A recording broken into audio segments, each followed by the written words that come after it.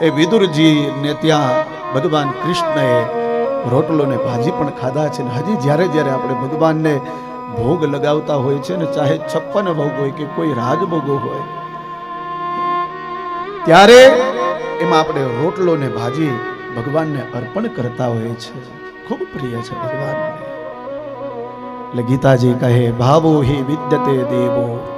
ભગવાન છે ને એ ભાવના ભૂખા છે. જો આપણો ભાવ ન હોય તો ભગવાન 56 ભોગ પણ સ્વીકારતા નથી. એનો દાખલો મને તમને આ તૃતીય સ્કંદમાં દેખાડ્યો કે દુર્યોધનનો ભાવ નતો. એ દુર્યોધને એ કૃષ્ણને પેલો ભાવ બતાવ્યો છે સામ્રાજ્યનો.